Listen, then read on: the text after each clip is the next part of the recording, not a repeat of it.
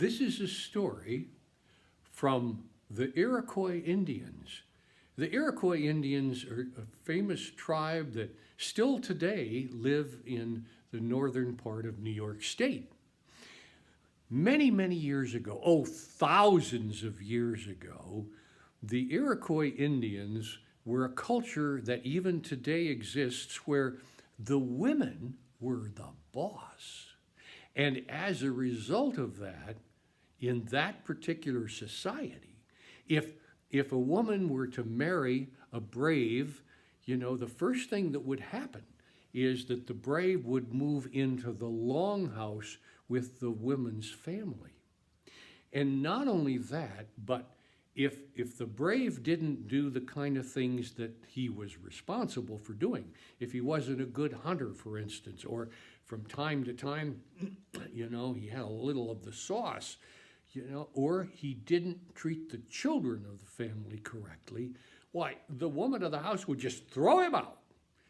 And as a result of that, the woman, however, still had a lot of work to do because in those times, it was very, very difficult to live because so many of the chores had to be done by the woman because the brave, the man, was quite often out hunting for food for the family and on occasion, protecting the tribe from other Indian tribes, which was a kind of a constant issue there.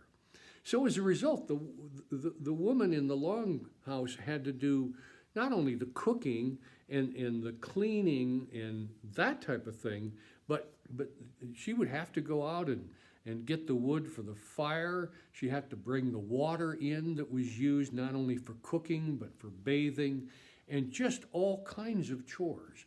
The women at one point in time got together and said, have you noticed the wolves and how they have a family of their own? And the wolves, like this wolf here, these wolves, oh, they're beautiful animals, but they also are very, very territorial and family oriented. And as a result of that, not only did they mate for life, but, the wolves and their children, their babies, were very, very close together. And so the women of the tribe began thinking, if we could just tame the wolves, they could become real helpmates in our house.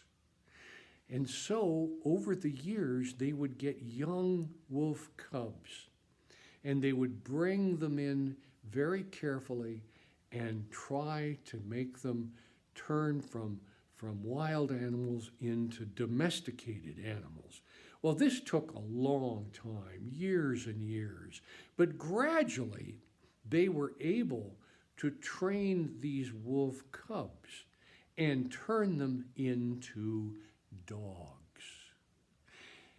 Now, this happened for quite a time until there were all kinds of different breeds of dogs. Well, there were really sleek dogs that gradually would turn into becoming greyhounds. There were great, big, strong dogs that were good in the winter, and those were sheep dogs. And they had little dogs like terriers and Jack Russells and things of this sort. And there were bulldogs. And so they had all of these different breeds that had been created. And one day, the women of the village called together all of the dogs and they gathered them. And they said, okay, now you've come to the point where you can help us not only with our chores, but you can become members of the people's family. And so the dogs are all really excited about that. And the ladies of the tribe said, now, here's the thing.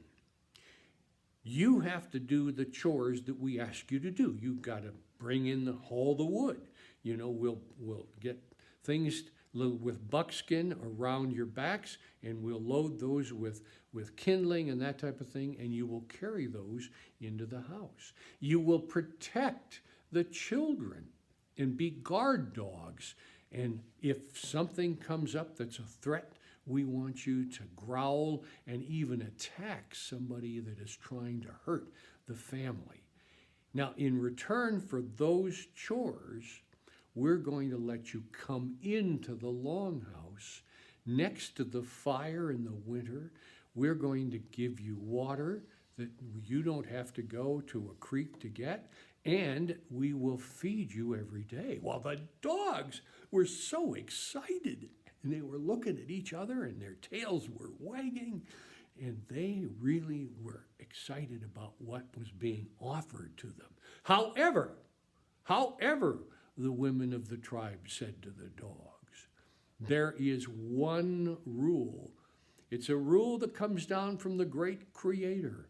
You have to remain a dog.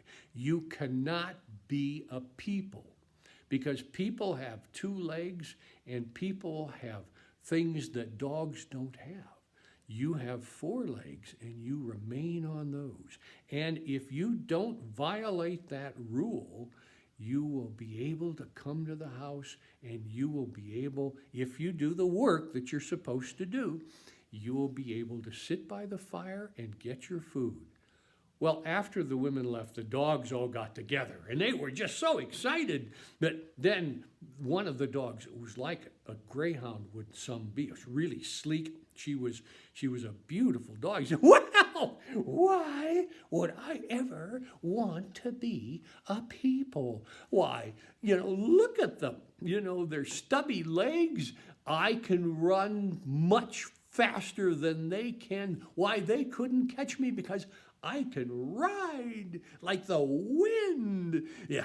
And then the sheepdog said, why would I want to be a people? What? Look at, I got this fur. I can go out in the weather when it's snowing and bitter cold.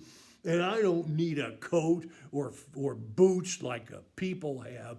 I am warm as can be. Well, I certainly wouldn't like to give that up to be a people. And then the bulldog, who was really stubby and short, he said, look at me. He says, oh, I've got my 4 feet, and I'm just as solid as I can be. And look at these people with 2 legs. Why, they teeter, totter, and they stumble and they fall because they've only got 2 legs. Why would I want to be a people? And the other dogs all said, well, right, I agree. Yeah, right. But then there was a little terrier. He said, guys, I hear what you're saying, because people don't run as fast as you do, and people don't get out in the cold without taking all kinds of clothes on and that. But people can sing and dance. Oh, the other dogs said, don't even mention that. No, I don't want to hear that. No, because if we did something like that, we would violate the rule and we'd get thrown out of the longhouse. Oh, no, don't even mention it any longer. Well, they left the gathering, but that idea in the back of their minds, we could sing and dance? Ooh, wouldn't that? No, don't even think about it. But they go to sleep. And I don't know if you have a dog, but if you do, if you noticed when they go to sleep, they start running and dancing in their sleep because they're thinking about singing and dancing.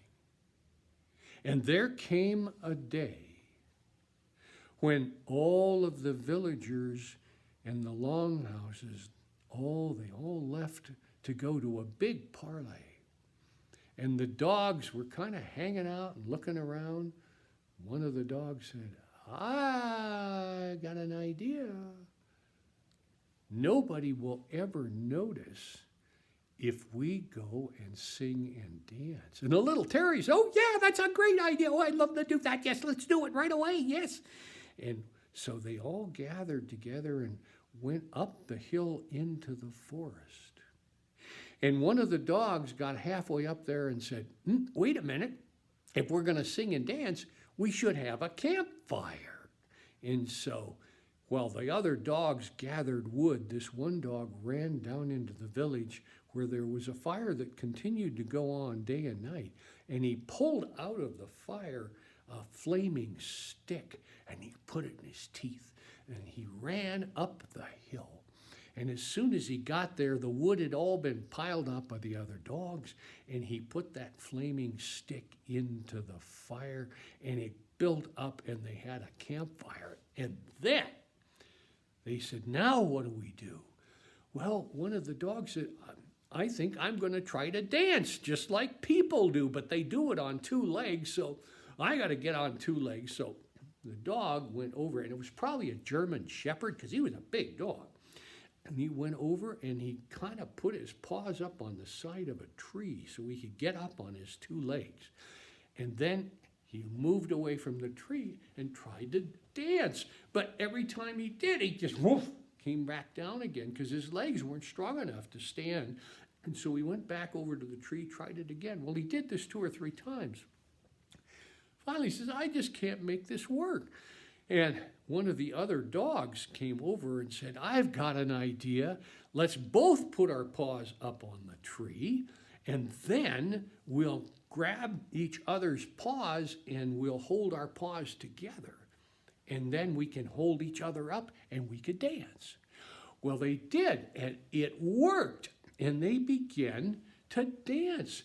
These 2 dogs, and the other dogs watched them, and they said, you know, that would work. I think let's try it. So before you knew it, all of the dogs had kind of paired off with dogs the same size, and they were all standing up and moving around like they were dancing. And then one of the dogs said, I want to start singing. Woo! Woo! Woo! And the other dogs did the same. Whoa! That's wonderful. And they were singing and they were dancing and they were barking and they were having just so much fun until one of the dogs said, you know, we really look foolish. And the other dog, one of them said, what do you mean? He said, well, our tails are dragging on the ground and we're tripping over our tails and people don't have tails. Well, the greyhound said, I know how to do that. And she reached around, pulled her tail off, and threw it in a big pile next to a tree. The other dogs quickly pulled their tails off too, and then they began singing and dancing again and going, woo, woo, woo. And then there was a voice.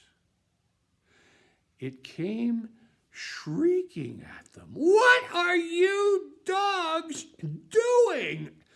The women of the village had returned, and they heard all of the ruckus going on. Well, the dogs were so afraid of what was happening because if the women of the village spotted the individual dogs, they would lose all their privileges because they violated the rule. And so they said, let's get out of here. And they started to run down the hill until one of the dogs said, wait a minute, we forgot our tails. And they all ran back. They grabbed the first tail they could find. They stuck it on, and they ran down the hill. And that's the story of how dogs became dogs. Now, do you believe that's true? I'll bet you don't. Well, I'm going to prove it to you. The next time your dog or another dog in the neighborhood sees another dog, what is the first thing they do? That's right. They sniff each other's nether parts. And you know why that is? Because even till today, they're still looking for their tail. That's the story of how dogs became dogs. And I'm Mike Forney from Spellbinders of Larimer County. Thank you for listening to this story.